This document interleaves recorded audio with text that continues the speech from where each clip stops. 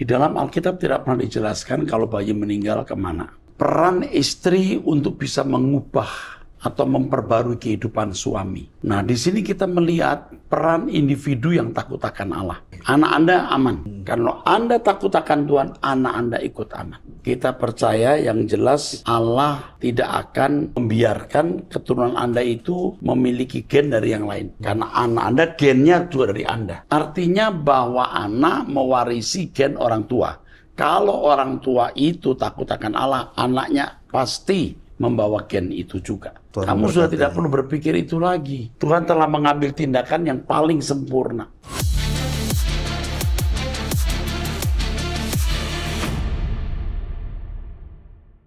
Salam saudara, kembali kita mengikuti Abam. Kita masuk episode 1204. Saya didampingi oleh Dr. Alvin. Mari kita mulai. Yang pertama dari seorang wanita usia 24 tahun. Ya, teruskan. Shalom Pak Eras, izin bertanya. Apakah saya salah jika saya mengetahui teman saya gay atau menyukai sesama jenis, tetapi tidak pernah memberitahukan kepada siapapun? Apakah saya salah karena saya ikut bertemu dengan laki-laki yang sedang menjalin hubungan dengan teman saya ini? Apakah saya berdosa karena ketika teman saya ketahuan, saya malah membela dengan alasan karena dia teman saya di perantauan dan dia sekolah teologi, pasti tahu yang benar dan salah. Ini sudah menjadi pergumulan saya dari tahun lalu, Pak. Saya ingin bercerita, tapi saya khawatir berdampak dengan kuliah dan pekerjaannya karena dia sekolah teologi. Teman saya merupakan salah satu orang yang selalu mengikuti ajaran dan kebenaran yang selalu Bapak ajarkan setiap hari. Dia seorang pengajar di sekolah yang tidak bisa saya sebutkan, Pak. Kami satu angkatan di perkuliahan dan ketika selesai, kami ditempatkan di pekerjaan yang sama, yaitu sebuah sekolah. Saya sudah tahu dari sebelumnya kalau memang dia menyukai sesama jenis. Karena media sosial apapun yang dibuka seperti TikTok, Instagram, dan lain-lain berisi percintaan dan hubungan sesama jenis. Chatnya semua berisi laki-laki dan beberapa kali saya diajak ketemuan dengan laki-lakinya dan saya menerima saja, Pak. Di situ mulai teman saya ketahuan dan jujur kepada saya. Juga satu orang yang bersama dengan kami, dia juga jujur kalau dia menyukai dan beberapa kali membangun hubungan dan putus sehingga dia galau. Banyak anak yang tahu, Pak, karena sering keluar bareng dengan laki-laki dan ada beberapa kali dia bawa di dalam kamar, sehingga ketahuan kepimpinan dan pemimpin itu kasih tahu saya kalau dia sudah di level yang agak susah untuk diubah. Saat itu saya masih membela dia. Saya masih membela dia, Pak, karena saya dan dia sama-sama melayani dan jauh dari keluarga masing-masing. Saya selalu menegur dari nasihat yang baik sampai marah-marah, Pak Eras. Tapi tetap saja dia merespon dikarenakan pengetahuan teologi bisa dibilang baik, sampai dia bawa nama Pak Eras, nama Yesus, dan membandingkan dosa yang dia perbuat dengan orang lain. Dia selalu mengatakan kalau saya bertobat sekarang pun Tuhan memaafkan saya dan di dunia ini tidak ada yang sempurna. Kita punya dosa masing-masing, Pak Eras sering bilang. Sehingga membuat saya dan teman saya terdiam. Di tempat kerja yang baru saya pikir dia berubah. Ternyata dia masih sama, Pak, walaupun dengan cara yang berbeda. Dia kasih perhatian yang lebih dengan seorang anak laki-laki di sekolah kami mengajar, sehingga saya yang melihat itu kesal.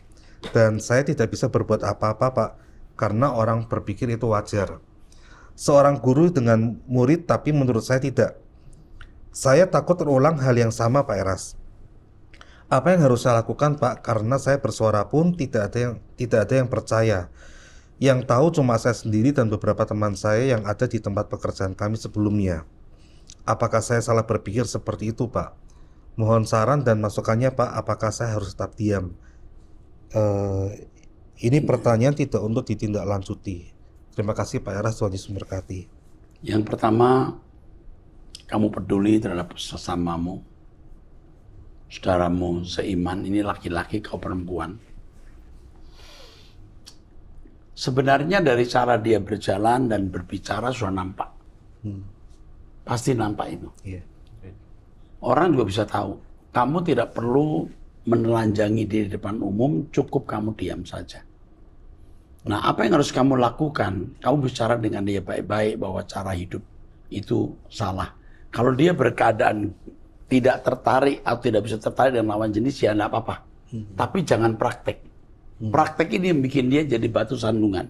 Beritahu. Kata Pak Eras bukan memang mengatakan semua kita orang berdosa dan kita harus tahap demi tahap bertumbuh. Tapi jangan kita mentolerir dosa. Tidak pernah ada pernyataan kita mentolerir dosa. Jadi kalau dia G, dia tidak salah kalau tidak praktek. Dorong dia untuk itu. Jangan cerita ke orang-orang. Ini penting sekali. Orang kan tahu dengan sendirinya, tapi bukan dari kamu. Jangan kesal. Kasihanilah dia. Dan Roh Kudus akan memberi kamu hikmat bagaimana menghadapi orang seperti ini yang perlu belas kasihan. Oke. Berikutnya dari seorang pria usia 41 tahun, sudah menikah, memiliki 2 anak, tinggal di Sulawesi Tenggara. Shalom Pak Eras dan tim Abam, mohon penjelasannya untuk ayat Alkitab Kejadian 19 ayat 30-38, karena saya mendengar penjelasannya dalam sebuah khotbah bahwa kisah dalam ayat ini memang seperti tidak bermoral atau incest. Namun Tuhan bekerja dengan caranya yang kadang tidak kita pahami. Apakah memang benar demikian maksud dari ayat ini? Coba Kejadian 19. Ini tentang Yakub ya. Lot dan kedua anaknya perempuan. Oh ya, maaf Lot kedua anaknya. Ya itu salah. Keliru aja. Tidak bisa dibenarkan. Kalau seandainya Lot buru-buru keluar dari kota Sodom, istrinya tidak akan meninggal dan peristiwa yang tragis tidak pernah terjadi. Dan memang jelas ini melanggar tatanan. Tuhan bekerja dengan cara yang kadang tidak bisa kita pahami. Ini bukan cara kerja Tuhan, ini tindakan salah Lot. Maka 2 anaknya itu juga tidak pernah menjadi bangsa besar dan diberkati. Karena keturunan dari hasil incest yang melanggar firman. Ya, sebenarnya waktu itu belum ada hukum incest. Tetapi ini memang ketidakpatutan. Nah, kebayang itu anak bisa bergaul dengan bapaknya. Iya. Ya, oke, teruskan. Iya. Berikutnya dari seorang pria usia 57 tahun, memiliki 2 anak, tinggal di Banten. Apakah menurut Bapak terjadi perubahan dimensi supranatural di Yohanes pasal 8 ayat 1-11? Mengenai apa itu? Karena Yesus berkata siapa yang tidak berdosa, silakan lempari batu, dan ternyata tidak ada di antara mereka yang berani. Waktu Yesus menulis di tanah itu mungkin dia tulis jenis-jenis dosa yang dilakukan orang-orang itu. Kamu sendiri melakukan dosa ini. Walaupun tidak terbaca dalam Alkitab, tapi demikianlah kemungkinan besarnya. Jadi menurut Bapak terjadi perubahan dimensi supranatural enggak? Dimensi natural. Kamu jangan berbuat dosa lagi, betul nggak? Iya. Lalu wanita ini pasti bertobat dan tidak berbuat dosa lagi. Cukup? Cukup, Pak. Iya. Oke. Kemungkinan wanita ini juga yang mengurapi Yesus dengan minyak narwastu. Iya. Jadi pertobatan itu terjadi karena belas kasihan Yesus yang menyelamatkan dia dari lemparan batu, dan Yesus menerima orang berdosa seperti ini dan tidak bersikap jijik. Oke, teruskan. Berikutnya dari seorang wanita usia 56 tahun, seorang single parents, memiliki 2 anak, tinggal di Jawa Tengah, jemaat karismatik. Shalom Pak Eras, Bapak Rohaniku, saya setia mengikuti doa pagi dan mendengarkan khotbah-khotbah Bapak, sekalipun saya bukan jemaat GSKI. Yang saya mau tanyakan, kenapa ya Pak, sering sekali ketika saya mendengar khotbah Bapak, selalu air mata saya keluar. Kalau doa pagi juga saya sering menangis, dan ketika mendengarkan lagu-lagu rohani, kadang juga air mata saya menetes. Saya kok jadi orang cengeng? Apakah ini karena banyak pergumulan hidup? Nah, kalau kita tersentuh Tuhan, kita pasti nangis. Saya pun juga cengeng. Puji Tuhan Anda punya nurani atau hati seperti ini. Anda pasti sudah melewati keadaan sulit, dan Anda merasakan kehadiran Tuhan dalam situasi-situasi sulit, dan sudah melihat bagaimana Tuhan menolong. Oke. Suami dipanggil Tuhan sejak anak saya umur 7 tahun dan yang kecil 5 tahun. Saya harus menghidupi kedua anak saya hingga dewasa, dan sekarang anak saya sudah bekerja semua. Sudah 16 tahun sampai sekarang saya jalani suka duka hidup ini. Jujur banyak dukanya Pak. Sekarang dengan bertambahnya usia, saya kok jadi cengeng sama Tuhan. Tadi Kenapa saya ya, ada Pak? bicara kan, saya belum membaca ini. Iya. Ibu melewati banyak persoalan, tapi Tuhan menolong ibu. Iya. Ibu merasakan kehadiran Tuhan dalam pergumulan itu. Ibu punya hati menjadi gampang pecah. Brokenness namanya. Saya belum membaca ini, saya sudah berkata, ibu pasti banyak persoalan dan Tuhan menyertai ibu. Oke, teruskan. Iya. Terima kasih Pak Eras, Tuhan memberkati pelayanan Bapak. Ibu sangat berpotensi masuk langit baru, bumi baru. Oke, teruskan. Berikutnya dari seorang wanita usia 36 tahun sudah menikah, memiliki 2 anak, tinggal di Jakarta, Jemaat Karismatik. Ya. Shalom Bapak Rohaniku dan pendeta pendamping, serta staf ABAM yang dikasihi Tuhan. Di kesempatan ini saya tidak mau bertanya Pak, saya hanya mau membagikan kebaikan Tuhan bagi saya, di mana sudah sekitar 3 tahun saya menderita sakit psoriasis kulit kepala. Ya. Apa itu? Ini psoriasis kulit kepala adalah peradangan pada kulit kepala yang menyebabkan kulit bersisik, menebal, mudah terkelupas dan disertai gatal. Terus? Ya. Itu sangat tidak enak Pak. Apalagi kalau sampai salah makan langsung meradang sampai berair-air Pak. Saya jadi sampai kurang percaya diri, bahkan dekat dengan suami saja saya minder Pak. Kasihan ya. Saya sudah ke dokter tapi tidak sembuh-sembuh Pak. Saya selalu berdoa supaya Tuhan boleh sembuhkan sakit saya. Saya selalu ikut doa malam dan puasa setiap hari Jumat. Meskipun dari rumah ke gereja lumayan jauh jaraknya, sambil membawa anak-anak. Tapi tetap sukacita dan selalu rindu berdoa bersama karena saat berdoa bersama, saya benar-benar bisa merasakan hadirat Tuhan, jamahan Tuhan yang luar biasa. Suatu saat saya seperti sudah lupa dengan luka yang di kepala saya Pak. Saya tersadar ketika mendengar khotbah Bapak. Bapak bilang, memang tidak bikin doa penyembuhan, tapi ketika kita datang mencari Tuhan, tanpa kita sadari hadirat Tuhan bekerja, sakit penyakit kita tiba-tiba sembuh. Seketika itu juga saya langsung pegang kepala saya seperti tersadar Pak, dan haleluya puji Tuhan. Allah Bapa Yahweh, kepala saya sudah sembuh Pak. Oh, puji Tuhan. Saya baru tersadar Pak, saat itu sudah tidak ada luka sama sekali. Bekasnya pun tidak ada gatal lagi Pak seperti sebelum-sebelumnya.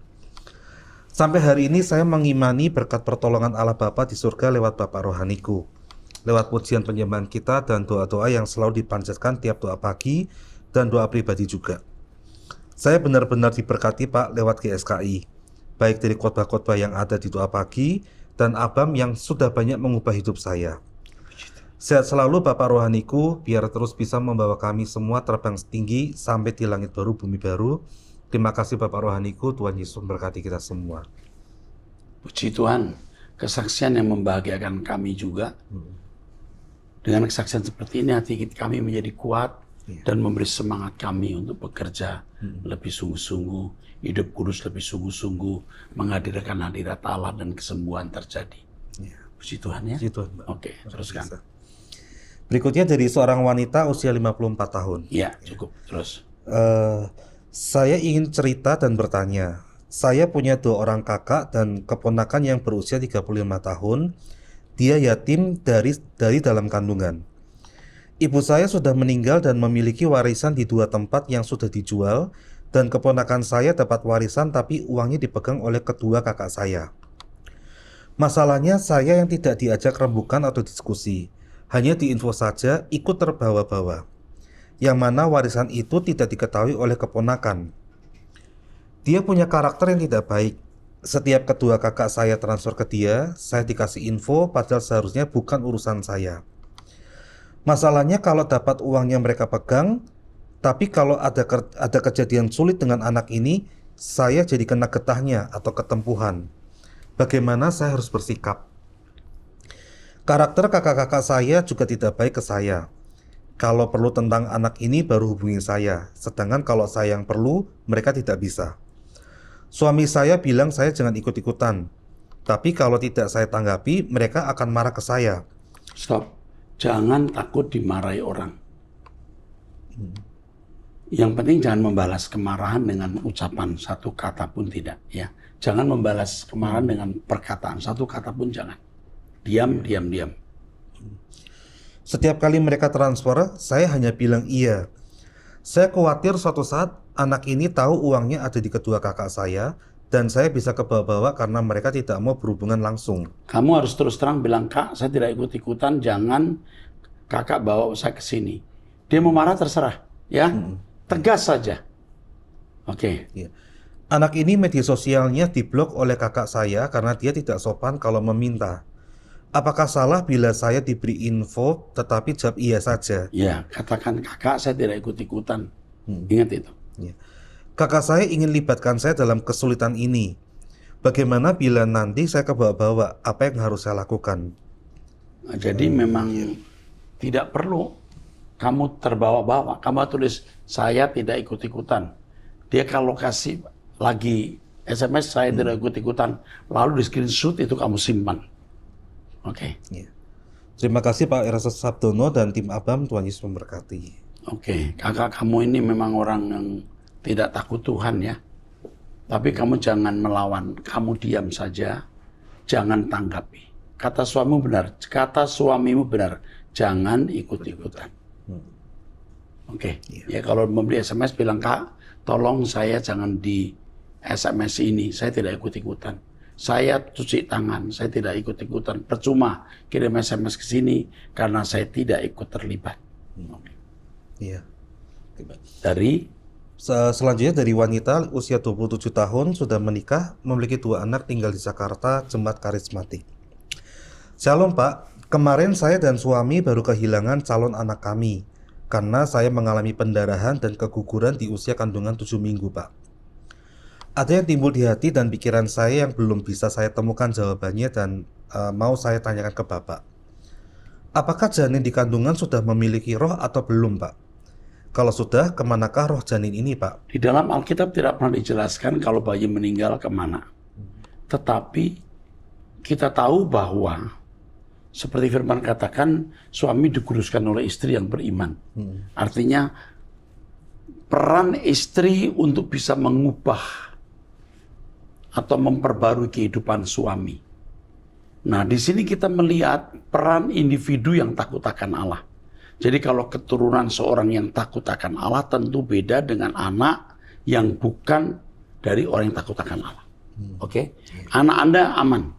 Kalau Anda takut akan Tuhan, anak Anda ikut aman. Oke. Iya. Karena kan belum sempat terlahir. Iya, kita tidak tahu apakah Tuhan akan menyempurnakan di kekekalan. Iya. Tapi yang jelas bahwa kita percaya yang jelas Allah tidak akan membiarkan keturunan Anda itu memiliki gen dari yang lain. Karena anak Anda gennya juga dari Anda. Itu maksudnya ya. Kalau Anda takut Allah, anakmu pasti membawa gen itu. Karena anak membawa kromosom orang tua. Iya. Mohon dijawab ya Pak, karena hal ini menjadi beban pikiran saya. Jangan jadi beban pikiran. Kalau anak itu terlahir, belum tentu dia bahagia, belum tentu dia sempurna fisiknya. Maka Tuhan panggil. Dan ini harus kamu terima, kebijakan Allah itu sempurna. Oke. Ya. Bila orang lain yang menjawab selain Bapak, saya belum tentu yakin akan kebenaran dari jawabannya. Takutnya tidak sesuai dengan firman Tuhan. Artinya bahwa anak mewarisi gen orang tua. Kalau orang tua itu takut akan Allah, anaknya pasti membawa gen itu juga. Orang tuanya baik, anaknya membawa gen itu juga. Iya. Oke? Oke. Seorang istri saja bisa memberi pengaruh kepada suami. Suaminya. Apalagi kepada anak yang dilahirkan dari kandungannya. Pasti ada sifat-sifat dari kromosom, dari gen orang tua ke anak. Dan itu diperhitungkan oleh Tuhan. Iya. Oke. Terima kasih untuk Bapak Rohaniku, Pak Erastus dan tim yang bertugas. Tuhan Kamu sudah memberkati. tidak perlu berpikir itu lagi. Iya. Tuhan telah mengambil tindakan yang paling sempurna. Anda tidak akan pernah menyesal apa yang dilakukan Allah ini sempurna. Puji Tuhan. Hari ini Anda tidak mengerti, suatu hari Anda akan mengerti. Oke. Iya. Berikutnya dari seorang pria usia 43 tahun sudah menikah, memiliki 2 anak, tinggal di Jawa Barat, jemaat Pentakosta. Shalom Pak, saya sering mengikuti khotbah Pak Eras.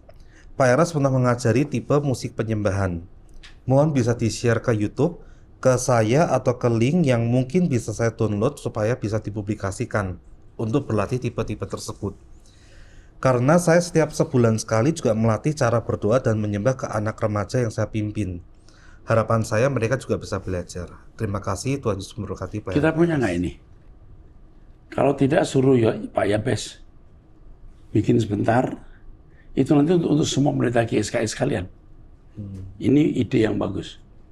Misalnya kalau satu do ni sol do, haleluya, haleluya, amin. Kalau satu, kalau dua, no na,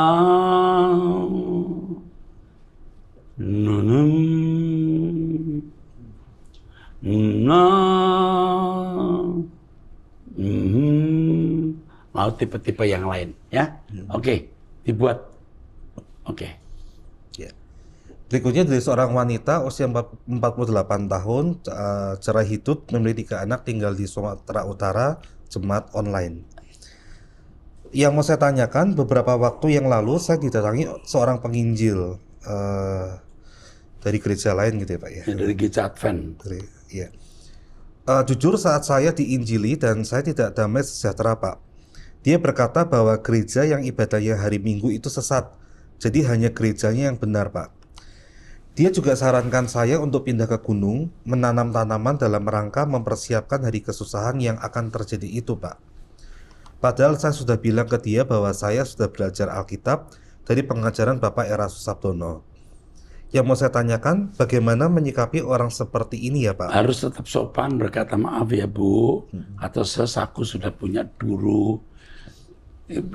Saya berterima kasih untuk perhatiannya, tapi maaf, saya sudah punya guru, jadi silahkan cari murid yang lain. Itu aja, tegas saja begitu. Oke. Ya. Karena dia juga memberi buku bacaan kepada saya, Pak. Terima saja buku bacaan itu, tidak ada salahnya jadi perbandingan. Ya. Oke. Kalau Bapak tidak keberatan, sudilah kiranya Bapak mengirimkan saya buku-buku yang menguatkan iman saya, Pak. Tolong dikirim. Dikirim. Harus dikirim ya, kekasih ini. Oke, siap. Kamu akan dikirim dan tetap menjadi jemaat online Rehoboth. Oke. Terima kasih Pak, kiranya Tuhan Yesus memberkati pelayanan Bapak dan tim Abang. Oke. Selanjutnya dari seorang wanita usia 46 tahun tinggal di Amerika. Saya punya teman kerja Orang Pakistan yang dan sangat radikal dalam hal kekristenan. Suaminya orang Pakistan juga, tapi sudah warga negara Amerika dan istrinya masih green card 10 tahun. Yeah. Kami baru kenal, tapi merasa click each other karena sama-sama memiliki hati yang cinta Tuhan.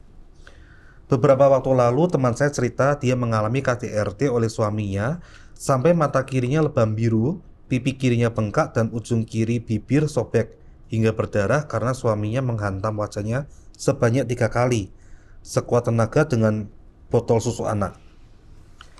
Saat itu mereka berdebat dan kondisi sedang di jalan pulang di dalam mobil setelah ibadah di gereja dekat rumah mereka. Adapun ini KDRT yang ketiga kalinya. KDRT pertama saat teman saya baru datang ke Amerika tahun lalu setelah menikah 3 tahun, tapi sebelumnya tinggal terpisah karena menunggu visa. Mereka berdebat dan suaminya menjambak rambut serta menonjok muka teman saya. KDRT kedua terjadi saat teman saya baru pulang dari rumah sakit setelah melahirkan anak kedua sekitar 6 bulan yang lalu. Mereka berdebat lagi dan suaminya menjambak rambutnya serta membenturkan kepalanya 3 kali ke meja makan. Saat benturannya ketiga kali, teman saya sempat menahan dengan tangannya di pinggiran meja. Saking kuatnya dia menahan sampai telapak tangan tengah sobek, terbelah dan darah kemana-mana. Anak pertama yang berusia 2,5 tahun menyaksikan kejadian itu dan menangis. Dari ketiga KDRT ini, teman saya hanya melapor polisi saat KDRT kedua, tapi dia minta suaminya tidak dipenjara. Lucunya saat KDRT ketiga, suaminya yang telepon 911 dan berbohong. Dia bilang ke polisi kalau dia pukul istrinya karena istrinya cekik dia duluan. Tapi polisi bisa melihat tidak ada tanda-tanda pencekikan di leher si suami dan percaya apa yang istrinya ceritakan ke polisi. Sehingga suaminya dipenjara beberapa jam karena istrinya minta hanya untuk shock terapi. Anda akan sembuh. Suaminya ini mentalnya udah rusak. Iya. Terus Suaminya bekerja sebagai kepala suster di rumah sakit dan pemain keyboard di gereja, tapi kelakuannya seperti iblis. Saya sarankan teman saya untuk cerai demi keamanan hidup dan kesehatan mental dia, serta anak-anaknya. Karena saya lihat sangat mungkin suaminya akan melakukan KDRT lagi, dan mungkin bisa sampai membunuh istrinya. Iya, karena kalau dalam kondisi marah dia bisa nekat. Iya. Pisah rumah dulu, tapi tidak usah harus pisah secara legal. Ya. Iya. Tapi teman saya tetap tidak mau cerai. Dia bilang apa yang dipersatukan Tuhan tidak boleh diceraikan manusia. Kamu yakin Tuhan yang mempersatukan atau kamu yang memilih sendiri? Itu pertanyaannya. Terus, Adapun almarhum bapaknya seorang evangelis di Pakistan dan semua keluarganya sangat taat dengan kekristenan. Suaminya tidak pernah kasih uang dan hanya dibelikan keperluan rumah saja. Apakah saya salah Pak Eras kalau menyuruh dia bercerai? jangan cerai dulu. Jadi bisa pisah rumah supaya suaminya merenungkan hidup, syukur-syukur bisa berubah. Ya, itu yang dilakukan. Terus, Karena saya kasihan melihat dia tersiksa secara physically dan iya, mentally. dia kehilangan hidup, dia harus berpisah. Kalau sampai tingkat tertentu ya, kalau sampai cerai, suami mau mencerai, ya enggak apa-apa. Diusahakan tidak cerai, tapi pisah rumah dulu. Saya juga pertimbangkan mental anak-anaknya yang sering menyaksikan orang tuanya berantem dan bapaknya menyiksa ibunya. Ya, terus Apa yang sebaiknya teman saya lakukan, Pak Eras? tadi itu pisah rumah dulu. Kalau tidak pisah rumah, coba. Saya tidak tahu ibu ini cerewet nggak. Kalau ibu ini cerewet, mulutnya juga banyak, mungkin itu merangsang suami berbuat sesuatu. Coba sekarang belajar diam. Itu dulu dilakukan, jangan pisah rumah dulu. Coba diam mengalah dulu. Jangan kejadian ini karena pemicunya juga istri sendiri. Iya. Coba kamu rubah dulu kelakuanmu. Jangan pisah rumah, jangan pisah cerai apalagi, ya. Coba rubah dulu kelakuanmu. Itu bisa mengubah suami. Kasihan kalau sampai pisah. Karena orang Pakistan Kristen itu jarang. Sayang. Oke? Iya. Oke. Iya. Terus ini usia berapa sih? Ini 46 tahun loh. iya. Oke. Kita teruskan. Ya, selanjutnya dari seorang pria usia 68 tahun memiliki 4 anak tinggal di Maluku, jemaat Protestan. ya. Berdoa dengan akal budi dan bahasa roh itu bagaimana? Wah, ini panjang. Saya pernah menjelaskan di satu itu ya. Yang soal kitab Roma. Kitab Roma saya ada bukunya kalau nggak salah. Dikirimi aja Bapak ini. Ya, Saudara Bapak Tiven Engku. Kami kirimi saja buku mengenai dari kitab Roma. Itu doa dalam bahasa roh, dengan akal budiku aku doa, dengan bahasa rohku aku berdoa juga. Iya. Oke. Jadi yang jelas bahwa doa dalam pimpinan Roh Kudus itu doa dalam bahasa roh, sedangkan akal budi itu doa dengan akal budi kita. Sebenarnya itu saja, sederhana. Tapi penjelasannya bisa lebih lengkap kalau membaca buku yang saya tulis. Oke, sampai jumpa di episode yang akan datang. Tolong berkati.